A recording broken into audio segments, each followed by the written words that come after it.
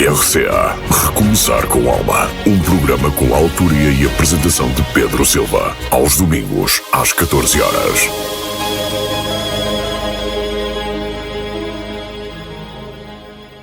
Ora viva, caros amigos e ouvintes do Rádio Clube de Angra, cá estamos nesta tarde de domingo.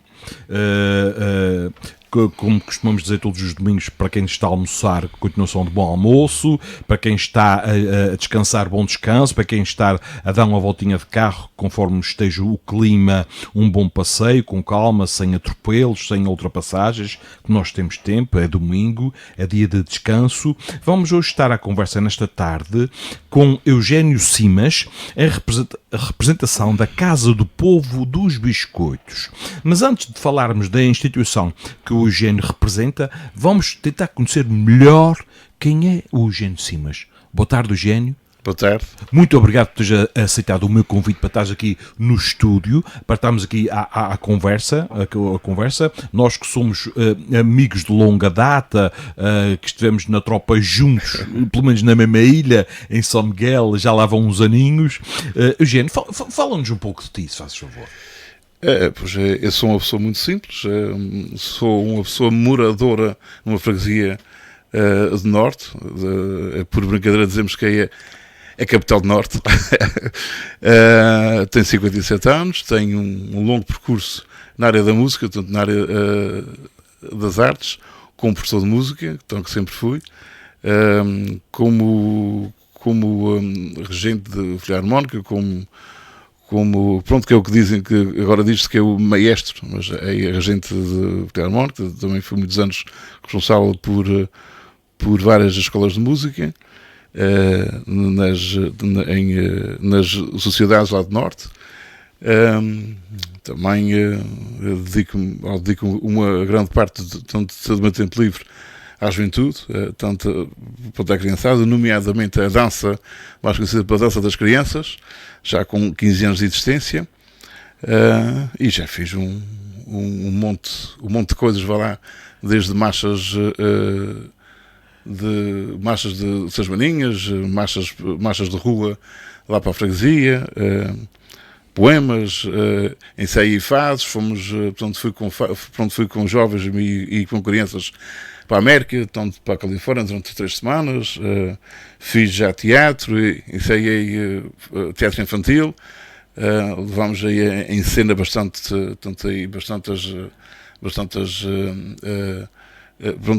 espetáculos. Enfim, tenho um grande percurso nessas áreas. Muito bem. Hoje, enquanto falavas desse projeto do Balinho das Crianças, e eu como assistente nas sociedades, que gosto muito de estar sentadinho na minha cadeira a ver o que é que se passa no palco, é engraçado. Há certos... Nós, como assistentes, nós ouvimos dizer, olha, vem aí o balinho tal, vem aí a dança tal, e é engraçado que o Balinho das Crianças tomou uma fama tal que quando as pessoas sabem que o balinho vem, as pessoas, em vez de se irem embora ou irem ao bar, deixam-se estar nas cadeiras. O que é que tu achas que está no segredo, se é que há um segredo, para manter esta fama que tu dizes, que já lá vão uma quinzena, não é? O que é que tu achas que atrai as pessoas nesse balinho todos os anos? Para já, como tu dizes, que já atingimos uma certa fasquia já o nosso carnaval, tanto de ano para ano, torna-se muito mais exigente. A nível cena, a nível espetáculo, a nível modas, música, letras, e a parte das crianças. É assim, portanto, as pessoas sentem uma espécie, umas por já nos conhecerem, outras, ficam curiosas para saber o que é que aquele grupo de crianças e jovens vem este ano trazer, porque todos os anos, é sempre uma surpresa, não é? E agora nos últimos anos é com histórias infantis, mas com duas histórias ao mesmo tempo, ou seja, tem a parte infantil e ao mesmo tempo tem a parte de crítica social que se enquadra no carnaval, ou seja, os adultos riem ou acham piada à linha adulta e as crianças acham muita piada à linha infantil. E essa mistura é que desperta, pronto, a curiosidade e a fama, vá lá, tanto se é que se pode chamar fama, mas tu como professor, como professor da escola, onde vocês vão buscar as crianças, é lá na escola dos biscoitos, tu notas ou vêm ter contigo algumas a quererem voluntariar-se para entrar no bailinho? Sim, portanto, ou seja, eu posso dizer que a dança devia ter 20 a 24 pessoas, portanto, elementos, e a gente temos 35. E é uma dificuldade tentar segurar o número para que senão qualquer dia eu tenha uma marcha e não uma dança. Então tem muita gente. Então tu já chegaste ao teu plafond, ou seja, os 35 elementos não podes passar daí. Não posso passar mesmo. Eu todos os anos digo, agora saíram 7 a 8, vamos agora recuar para os 28, 27. Mas depois eu descubro um, e mais outro, e quando para mim, já estou com os 34, 33, 35. E depois venho de mãos postas, por favor, professor Eugénio. E nisso que é de mãos postas, é que cada vez, eu antes só dava só aulas ao segundo ciclo, depois passei do segundo e terceiro, agora estou a dar ao primeiro ciclo, e agora estou a dar mesmo até ao primeiro ano. E cada vez mais eu vou buscar valores, ou seja, pequenos tesouros, aos anos mais pequenos. Ou seja, eu descubro crianças, portanto, no primeiro e segundo ano que têm muito valor. Então eu vou-os metendo. Vou-os acrescentando, porque a regra é, chegam ao nono ano, saem. Portanto, passam para outra escola, saem do grupo. Mas eu vou sempre descobrindo novos valores e valores cada vez mais pequenitos. Agora estavas a falar das crianças de há 15 anos atrás.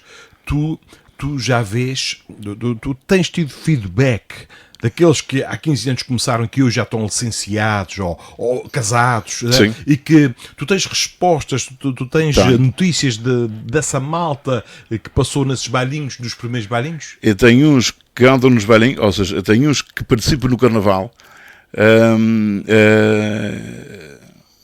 Eu não vou falar assim nomes, porque se eu falar em 2, 3 nomes, existe mais que depois podem ficar. Claro. Mas quem conhece o carnaval sabe a quem me refiro. Existem já nomes consagrados, já de ex-mutes, porque portanto, o grupo chama-se MUTE, Música Teatro.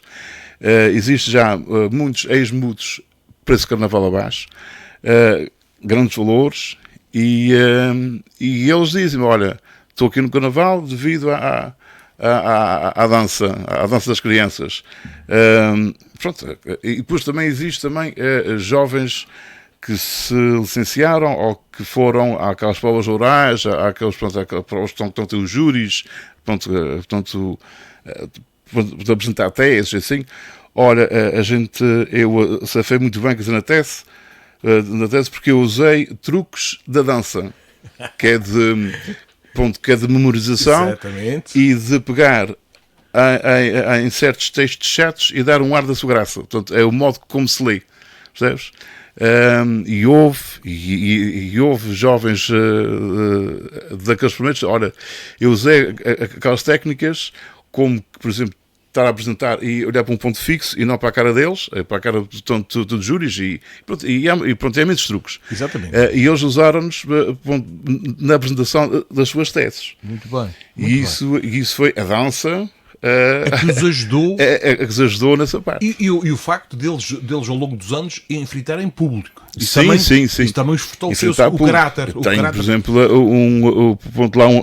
uma ex-aluna que já editou já um CD de fados. Tenho duas alunas que já editou vários CDs de música dela própria. Tenho outra aluna que também já está a tocar em público. E tenho imensa gente que já está agendada nas artes da ilha e não só, em que as suas origens foi a dança do carnaval. Muito bem, e tu estavas a falar nas artes e eu aqui, a minha mente foi lá atrás, um bocadinho ainda mais lá atrás, e estava aqui com a imagem do teu pai e da tua mãe. A tua mãe como excelente cozinheira, E não havia domingo que na passasse lá e batesse à porta para comprar um docinho. Que ela tinha sempre docinhos prontos. E o teu pai, que era uma coisa muito interessante, que ela tinha a sua lojazinha de artesanato. Sim, sim. E Eugénio, tu de certa forma, quer dizer, nunca te sei, és como eu, gostas de comer doces, mas se calhar não quiseste seguir a via da tua mãe.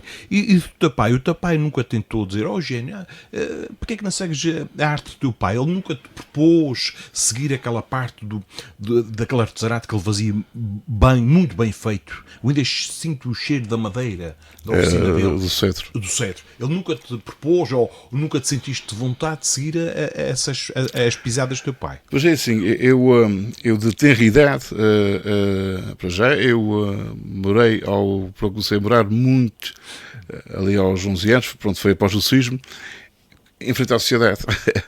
E a sociedade era a filarmónica e pronto, a moda era irmos para a filarmónica. E eu tive aulas lá na filarmónica e eu revelei-me como um bom aluno. E como um bom executante do instrumento. Lembras-te ainda quem era o regente na altura? O regente na altura era o Sr. Franklin.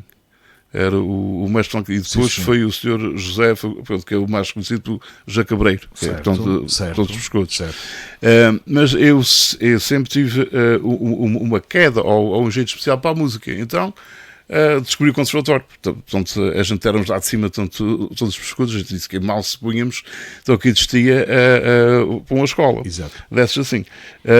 Vi, por acaso, na altura, para um filme que era Fame, que era uma escola de artes, e eu vim a descobrir uma escola de artes, pronto, que era o conservatório, só que era o ponto mais pequeno, e disse, isso era muito bom, e eu ajudei.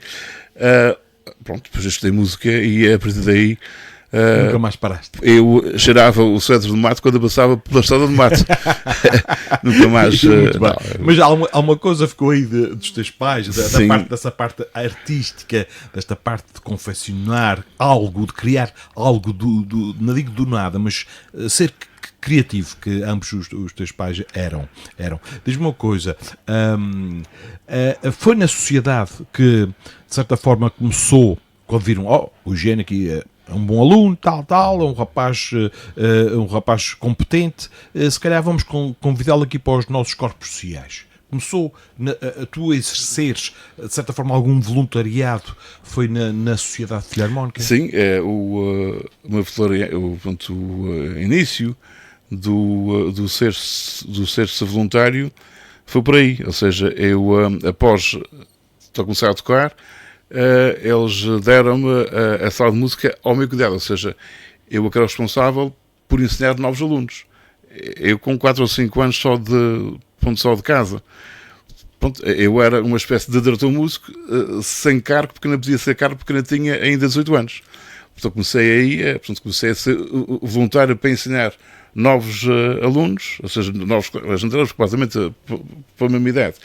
Por isso eu comecei a ensinar música, tinha eu 15 anos, ou 14 anos, 15 anos, com voluntário, claro. E depois, daí quando eu fiz 18 anos, integrei lá a moderação na parte musical, e depois, mais tarde, depois, como sabes, foi a parte em que fui presidente, em que se fez aquelas obras grandes lá da cidade, construção ali da sala de música, que foi no meu mandato. Que é uma bela sala, diga-se de passagem. Que na altura era das melhores, agora portanto, existem já muitas boas salas, mas que na altura era mesmo bastante boa, e ainda é, claro.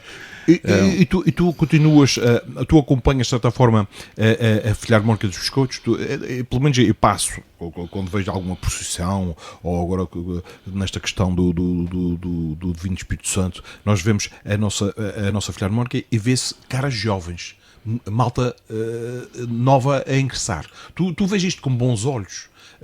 O caso das filarmónicas no âmbito de Xerense, ou tu não estás aí muito por dentro agora do aspecto das filarmónicas? As filarmónicas, eu no tempo em que eu estava lá dentro, passa o termo, houve um senhor que foi diretor regional na altura, o Sr. Marcolino Candeias, dizendo que havia muitas filarmónicas na ilha. Muitas filarmónicas. Havia muitas filarmónicas e que precisava de haver menos, para que as qualidades, porque existem aí preços de Portugal abaixo, uma ou duas em cada, assim, em cada concelho. Aqui temos muitas. Pronto, e em certa parte, na altura, foi um escândalo, se levaram na mal, e hoje em dia está-se a provar que se calhar todas tínhamos muitas filarmónicas. Neste caso, temos boas filarmónicas, só que, como há muita oferta para a juventude, muita oferta mesmo, há o futebol, há isso, há aquilo, é complicado de os segurar.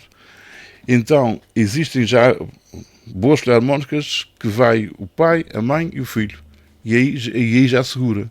E eu acho muita piada, e temos, por exemplo, o caso da Serreta, por exemplo, é uma filarmónica que tínhamos, a gente víamos eles com 16, 17, 18, hoje é uma belíssima filarmónica feita com quem? Feita com 2 e 3 gerações.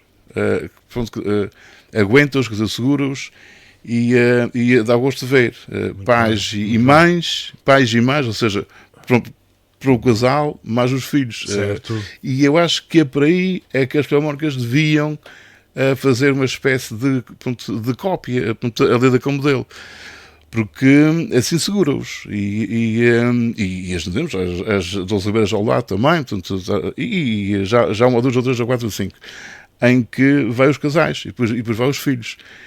Acho que é por aí que tem que passar as filarmónicas. Agora, só jovens, está complicado. Claro que sim. Diz-me uma coisa, a partir daí, tu és professor, tu daqui a uns meses, como o tempo passa depressa, se calhar já te passa pela massa cinzenta algum projeto para o ano que vem do Bailinho das Crianças. Sim. Já está-te a passar, não é? Porque já tens, não é?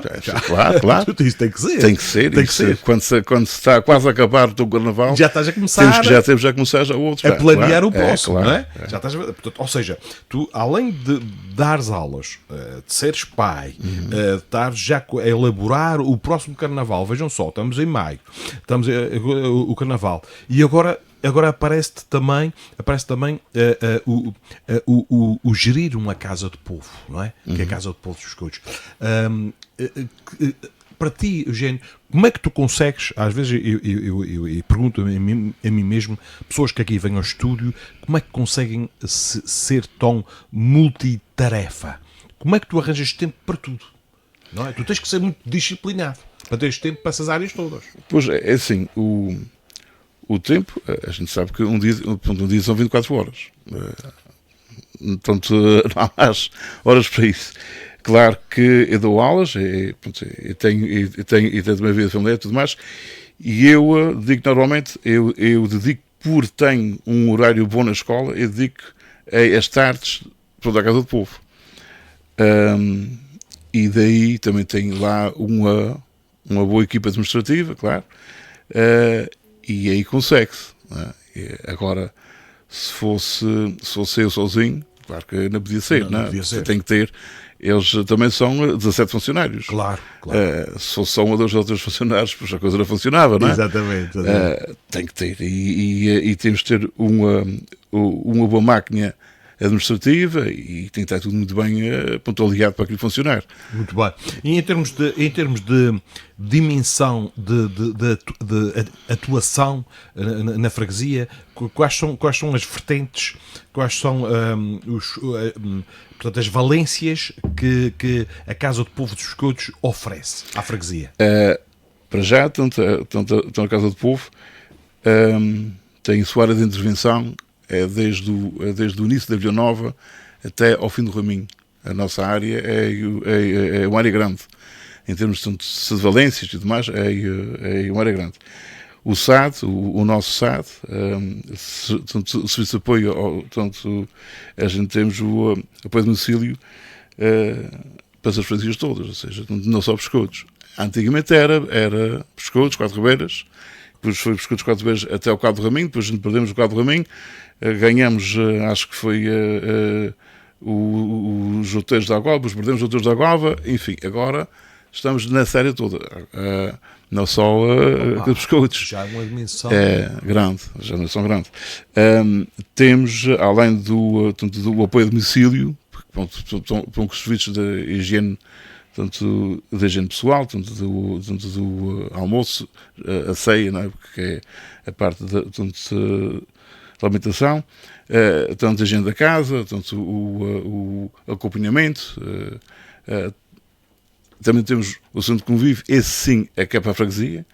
Temos também a fisioterapia, que também é para o norte de toda a ilha, que é a nossa, a fisioterapia é mesmo nossa da Casa do Povo. Temos o transporte escolar, temos outros transportes, a gente também faz transporte para as piscinas de Natal. Temos o que todas têm, que é o médico, que é a enfermagem. Também temos lá dentro a esquadra da PSP. Enfim, temos. Diz-me uma coisa, quando tu falavas no apoio domiciliário, sim.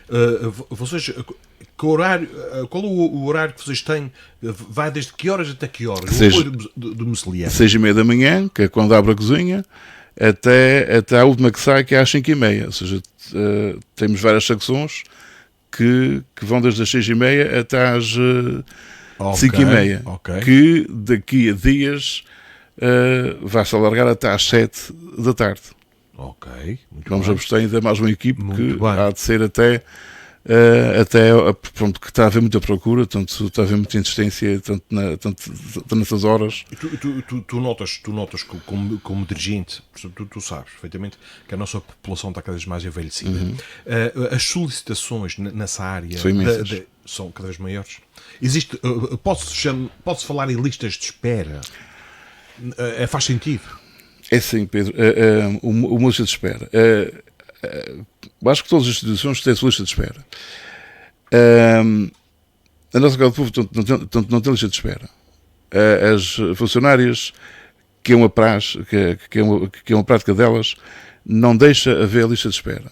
Porque quem nos vai procurar é porque precisa quase desesperadamente. Claro. Ou é um familiar que deu um AVC, foi para o hospital e depois o hospital quer mandar lá o pessoal para casa, né? Às vezes com poucas condições e eles dizem, mas a gente o nosso pai ou a nossa mãe vem para casa e a gente como é que vamos fazer? E isso não há coragem tanto da gente dizer, então diz-me uma coisa, fica lista de espera. Uma solicitação que chega à direção de um pedido desses, desde o pedido até à autorização, o que é que estão? Um espaço de horas ou de um dia. É incrível. A gente tenta mudar os funcionários, a gente fala com eles, temos mais um utente, vamos tentar fazer aqui um aperto de horas e de mais, e depois para se fazerem horas a mais, a gente há de ver como é que faz, mas quer dizer, ninguém fica atrás. Incrível. Ninguém fica para trás. Isso é uma boa. É a política da casa assim, de fazer isso. Já há muitos anos que estou aqui assim, não existe lista de espera. Muito bem, ótimo. Diz-me uma coisa, e agora em termos de projetos para o futuro, projetos que já estão em andamento e aqueles que, claro, que possas falar, evidentemente, ao que é que temos aí em calha? Pois é assim, para já, a curto prazo, temos o aumento do apoio ao domicílio. A gente tínhamos, portanto, uma equipa, são já 2, agora temos 3, e em poucos meses vamos subir agora para 4 equipes. Passamos de 8, 9 utentes, tanto acamados, para quase 30. E temos mais já inscritos. Isso, na área que tu falaste anteriormente. Sim. Naquela área que fez. Na área. A gente, vamos alargar mais. E temos o nosso ERP, a nossa residência para idosos, que já há longa data, que é um desejo da freguesia ter, que é o nosso lar, o lar da freguesia. E vocês já têm, e isso não quero que tu digas, isto é só uma questão retórica, é só uma questão para ficar no ar. Tu já imaginaste o local físico? Já, e não é segredo, é o nosso ringue de patinagem, que agora já não há nada, já quase que nada, nada, e está lá com o espaço. Toda aquela zona que fica na traseira. A traseira, e tem ainda o campo ainda de futebol que dá ali uma zona ali imensa ali. Este atual governo, a atual diretora regional, mostrou muita abertura nesse aspecto, ou seja, em perceber a ideia, veio cá ao terreno, que é coisa que raramente fazem, levando o rabo da cadeira e vão ao terreno ver o que é que está, pronto, o que é que está a passar, como é que a gente quer fazer, qual é a ideia, e ela veio cá à nossa Casa do Povo, sujou os pés lá, portanto, na erva, e foi ver o que é que estava a passar, e aí disse, então, pronto, vamos tentar. E já há desenhos feitos, o nosso arquiteto, o Pedro Barros, portanto, lá o gabinete deles, portanto, já fez o estudo prévio, e agora estamos só um bocadinho sem meios encalhados, por causa do PDM. Claro. O PDM,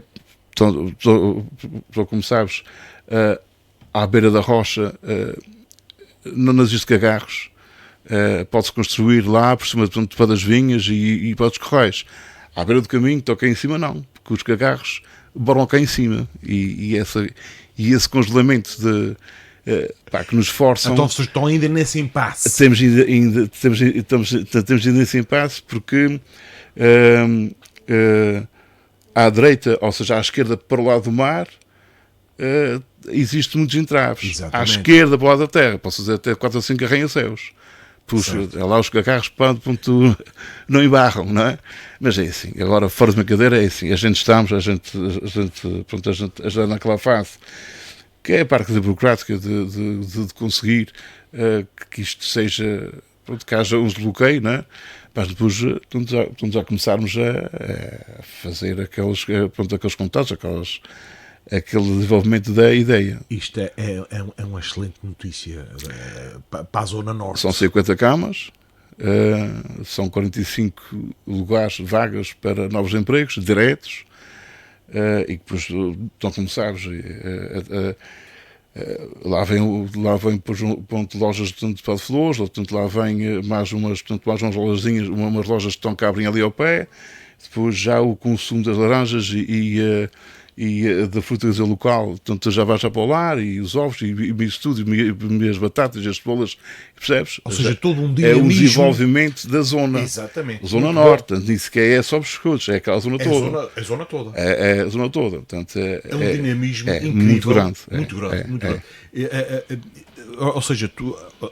Eu não te vou perguntar mais nada, porque já sei que já vi que tu tens muito trabalho para frente, e tu tens uma fazada que é aquela questão do PDM também vai ser desbloqueada, não é? É uma questão de tempo. Eu acho que sim. Eu acho que os políticos, é assim, eu não acredito que eles façam as coisas só por fazerem mal, não. Eles também têm as suas leis, não é? E eles às vezes, coitados, não podem ajudar mais, não é? Mas eu acredito que se todas as forças políticas em conjunto se unirem, ultrapassam. O pior é que o partido A não vai dizer que sim, porque senão o partido B vai brigar com ele, não é? E essas quesílias é que faz com que os pescotos e outras freguesias deem passos atrás, ou que não se desenvolvam. Porque eu acho que se as cores políticas trabalhassem todas para o mesmo fim, vamos apostar no desenvolvimento. Eu acho que nenhum político daqueles que pode governar assim podia dizer que não, não é?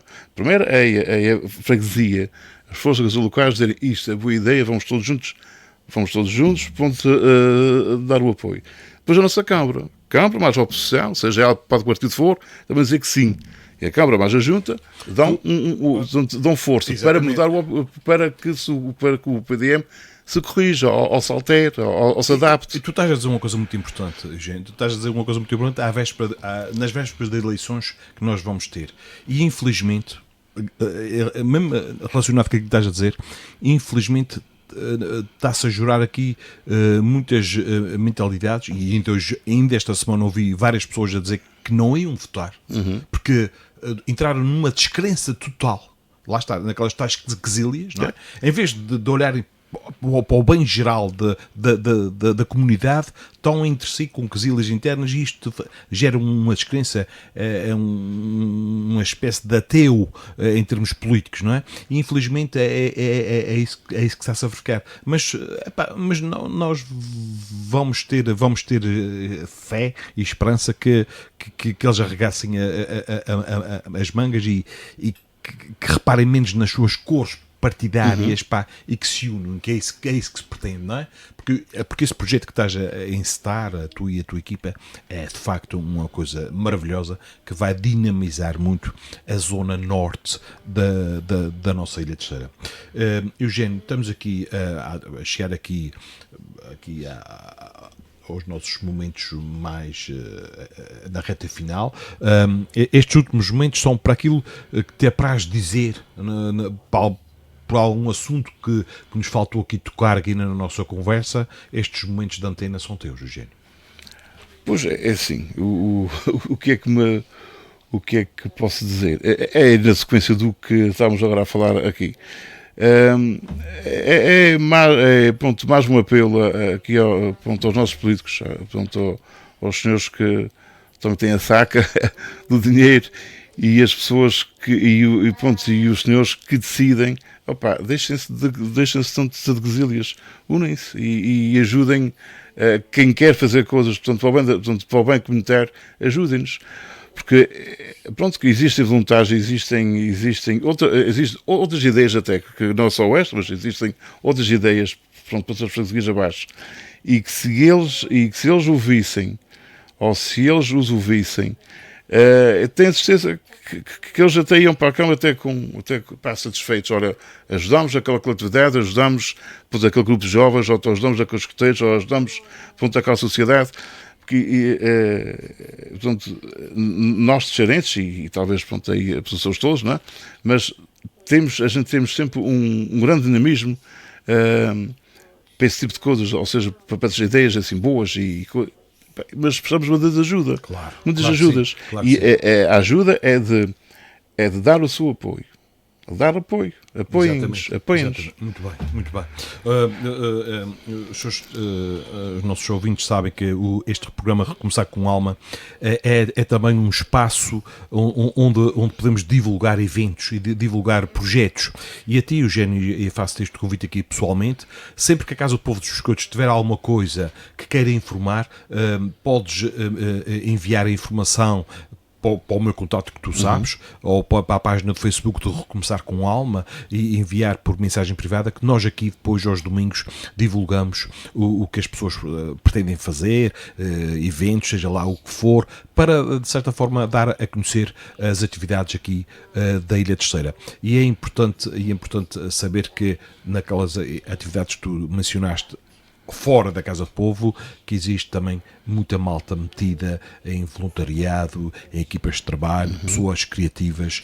Portanto, estás aqui a deixar a tua semente aqui na zona onde tu és natural, e ainda bem, porque quer a música, quer o trabalho na Casa do Povo, tudo isto estamos sempre a falar, toda a gente sonha com um mundo melhor, mas que tal darmos o primeiro passo para construir este mundo melhor?